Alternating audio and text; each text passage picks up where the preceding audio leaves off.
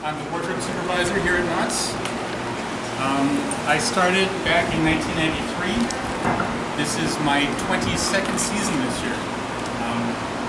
I started as right before Halloween. When I walked into the middle of this and I had no idea what they were talking about, what this Not Scary Farm was.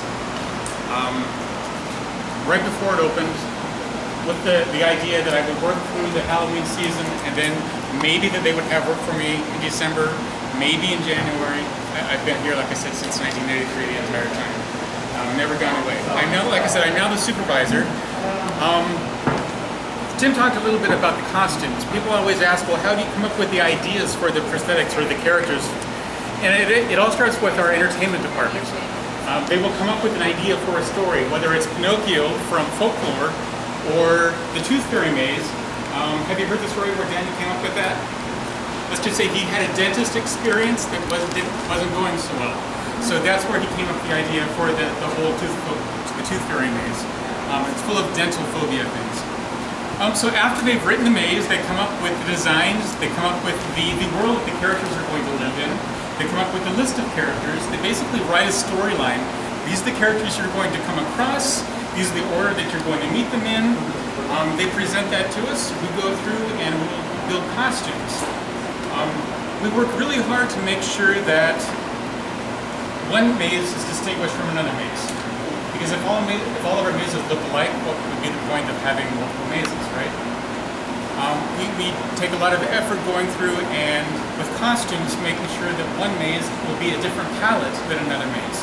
So we're able to see the difference between them. Likewise, we do the same thing with makeup. We will have zombies in one. You all know about our new Camps to Be Infected event this year, yes? We have 93 monsters out in various degrees of zombie makeup per night. 93 zombies. We need to make sure that those zombies are distinguishable from the other zombies that we have out as the tricksters, or in the trick-or-treat maze. Again, we do that with different palettes of their makeup, different colors of the makeup. We also do it with different textures. Some monsters will be a little more fresh and bloody, some will be a little more decayed, dried out, dusty looking. Some will be a little bit more oozy, bloody. So it's a matter of defining who these characters are and about that. This box here on the table, when you go to buy shoes, you don't just walk in and say, I'll take that pair right there. You try them on, right? Much like we would do when people come in and they get fit in a costume, we also sit them down and we say, okay, these are the prosthetics that are appropriate to be worn in Ghost Town. Does this one fit you? And we hold it up to them. You know, is there room for the person's nose on the inside? Are the eyes too far apart, too close together? How is the length of the face? Just because it fits me doesn't mean it's going to fit everybody. We also have to go through and, again, so this one fits me, but it's a clown face, which is great if you're in Boardwalk, but if I'm in Ghost Town, I don't want to see clown in Ghost Town. So it's a matter of finding the right prosthetic with the right fit for the person in the right area. People say they want to know how many characters we have in makeup every night. This year, on average, we have 335 people in makeup every night. Of the 335, we have 102 every night in prosthetic. So you say, that's a lot of prosthetics, but people don't know half of it. These prosthetics are foam rubber. They're foam latex. It's a sponge. If you're sweating in that thing for 8 hours a night, at the end of the night, it's going to be pretty gross. At the end of 3 nights, this prosthetic will be destroyed.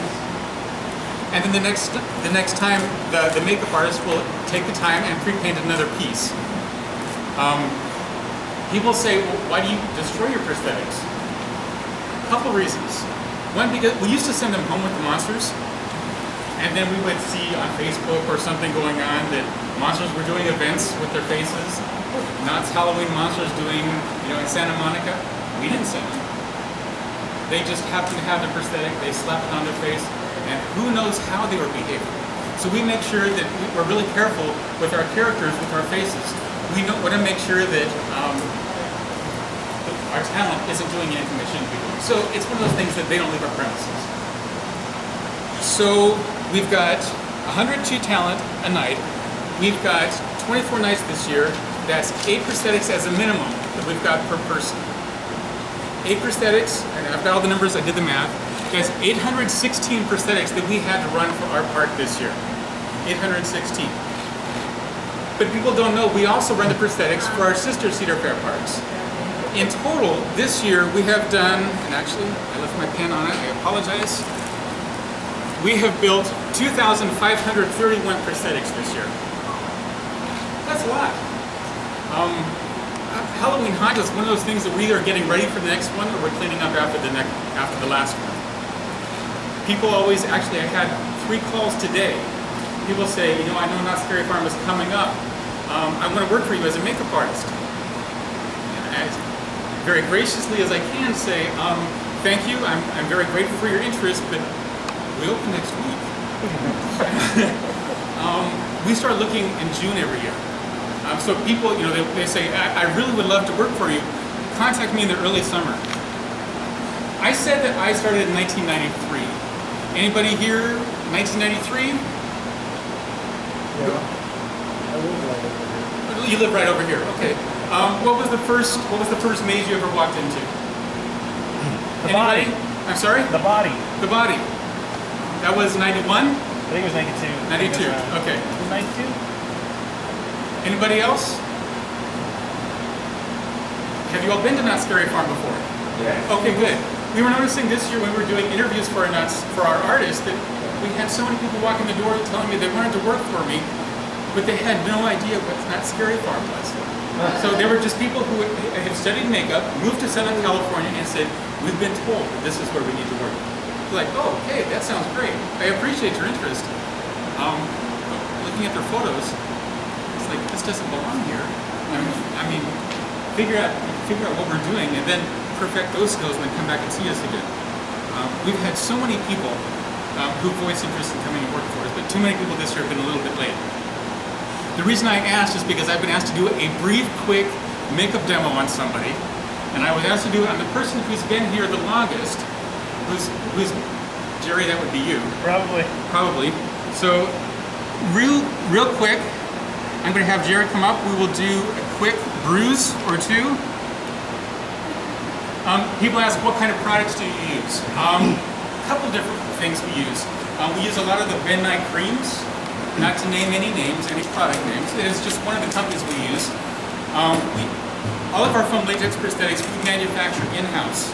I've got 2 employees that basically they start, like I said, we're either getting ready for the next one or cleaning up after the last one.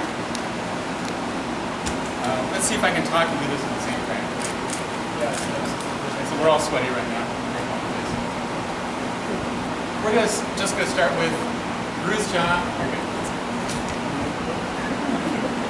Bruised jaw and a black eye.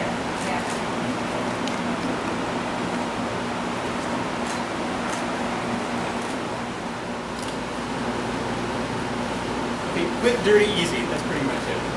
Now, if I wanted to make sure that this wasn't going to run, we could go ahead and we could set this with powder.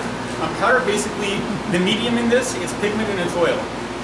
The powder is basically going to draw the oil out, so there's no medium anymore. So it's basically just the pigment there. Then with this, you could seal it. I'm going to be nice to Jerry. I'm not going to seal it because I know he'll want to watch this off. You're very welcome. Again, several prosthetics here. This is one of our new ones. This is one that is being run for our voodoo maze. I mentioned our makeup artist. Basically, she sculpted this mask for a Tooth Fairy maze. The dentist character in the maze basically wears, the designer came up, had images of a leather-like mask. Basically, my sculptor went to the thrift store and bought a purse, tore the purse apart, and added it to the top of her sculpt. Basically, this is all latex. It's all a single piece. And then she's taken it, cast it, even with the pieces of leather from the purse, the webbing belt, the buckles. And this is what the dentist, with his teeth in your mouth, hides behind as he's working in the maze. Thankfully, this is a mask that is signature to Not Scary Farm, to our event. We're very proud of this mask. Right now, we've gone through and we've taken some of the prosthetic time back and we've added more to the two-dimensional paint. We've asked and we've scheduled all of our makeup artists to take the time to pre-paint all of our prosthetics. So then it's just a matter of applying the pre-painted prosthetic, and blending in around the edges. And I'll be honest, when I say blending, it's very minor blending because our monsters are running around in the dark, in the fog. You can't see that edge. So we don't have to, I mean, we're not shooting for camera, we're not making movies, we don't have to worry about not being able to see that edge. Basically, we start every night at about 4 o'clock. In this room right here, there will be 37 makeup artists in this room getting those 335 monsters into makeup. And from 4 o'clock in the afternoon till by 8 o'clock, we're done. After 8 o'clock, we will have some people that are hanging around. They will do touch-ups, takeoffs. Every once in a while, they serve stew in a bread bowl or something like that, and it will like wash off somebody's makeup. So we have to go back and do touch-ups throughout the night. It's part of the reason why we're doing a lot more of the alcohol-based makeups rather than just the cream base or the water base, because the alcohol stays on much better. The monsters spend less time running back to us to have their faces touched up. Yes? For this year, which one was your most difficult one to create or More detailed. New prosthetics this year. Let's see. This was one that was done this year. Again, it's not a prosthetic. It was a mask that was sculpted direct for us. This was one that was done. This was done as a full skull. For our use for the voodoo maze, we will only be using the top half. But we did run it as a full skull, so when we offered to our sister parts, they could just order it as a skull. Or 3 years, 4 years, 5 years from now, when that maze is gone, been replaced by something else, we have a skull prosthetic that we can use for other things in the future. Several of our prosthetics were built for one thing, but we're constantly reinventing things and finding new ways